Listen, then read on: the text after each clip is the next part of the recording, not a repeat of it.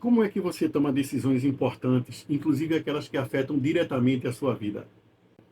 Talvez você se surpreenda se eu te disser que esse é o tema do conto A Cartomante, de Machado de Assis. Não é não, Gilberto, eu li esse conto, ele trata de adultério.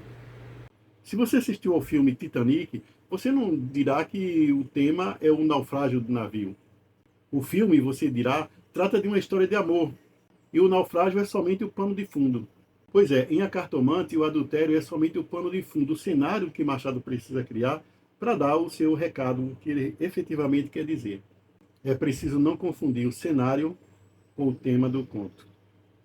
O professor e crítico literário Roberto Schwartz, que é uma das mais destacadas autoridades em Machado de Assis, afirma que a prosa narrativa de Machado costuma levantar reflexões do mais alto interesse em uma dinâmica bem elaborada, importando pouco o assunto de primeiro plano.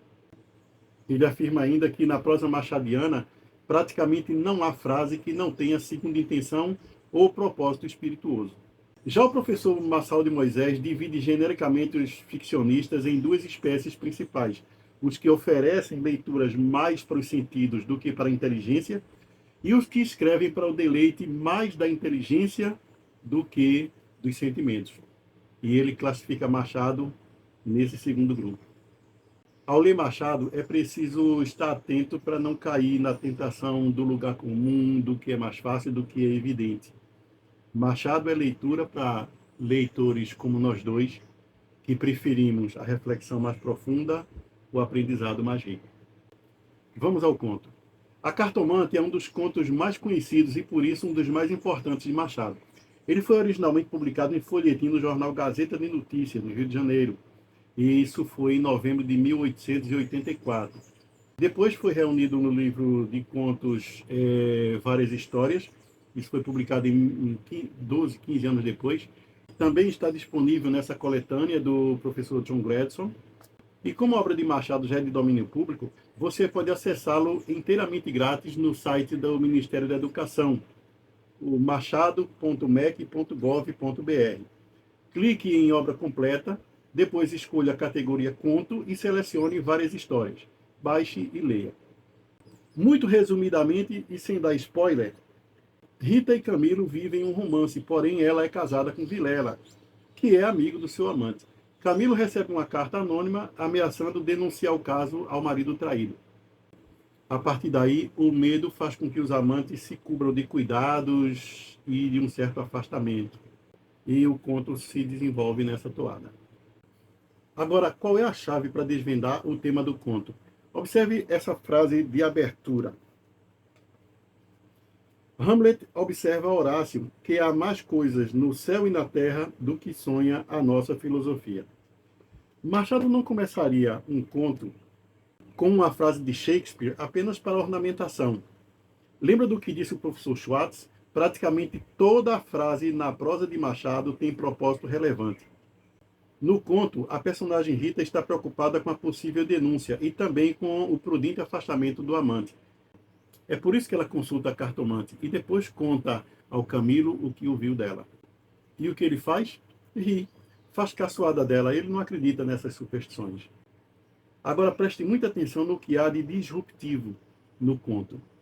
Camilo não acreditava em cartomantes, mas no momento mais crucial da narrativa, em que ele está tomado de muito medo, ele não resiste à tentação de consultar a vidente. E por que ele faz isso?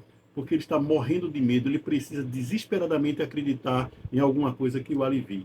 A cartomante faz com que ele se sente de frente para a luz da janela, de forma que ela consiga ver melhor as emoções e reações dele. E percebendo seu nervosismo, diz o óbvio: o senhor tem um grande susto. Camilo fica maravilhado e confirma, e ela continua com o óbvio: e quer saber se vai lhe acontecer alguma coisa. Aí, já bastante incrédulo, Camilo completa: a mim e a ela. Ora, constatando que ele não usa aliança, a essa altura ficou fácil adivinhar que ela estava provavelmente diante de uma relação ilícita e que havia, portanto, um terceiro, que seria o opositor.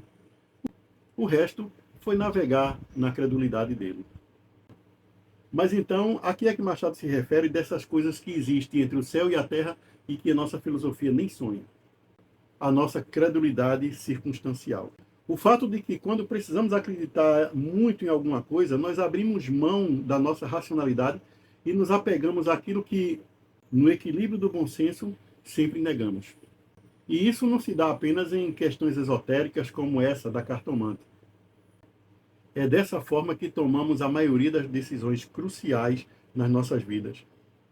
Fé circunstancial, emoção. O próprio Machado teve seus momentos de fé circunstancial. Quando sua esposa Carolina faleceu, ele caiu triste, ensimesmado, saúde piorada. Ele era ateu convicto, sempre foi, mas em uma das cartas que endereçou ao seu amigo Joaquim Nabuco, lamentoso pela falta de sua esposa, ele escreveu: tudo me lembra a minha meiga Carolina. Como estou à beira do eterno aposento, não gastarei muito tempo em recordá-la. Irei vê-la. Ela me esperará. Isso não quer dizer que Machado tenha deixado de ser ateu, que acreditasse realmente que iria encontrá-la após a sua morte. Mas aquela crença fortuita certamente o confortou em uma espécie de eufemismo para aliviar a dor. Em casos assim, não há mal nenhum com a crença fortuita. O problema é quando usamos crenças infundadas ou alicerçadas no medo ou na paixão para fazer escolhas importantes. A carreira profissional, aquela despesa não planejada, o voto naquele determinado candidato.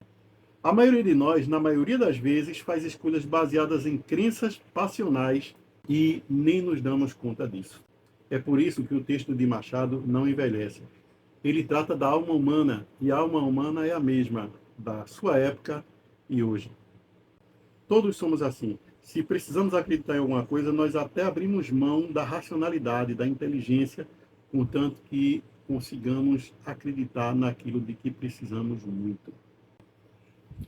É ou não é um tema excitante e atualíssimo, esse do A Cartomante? Machado é magistral.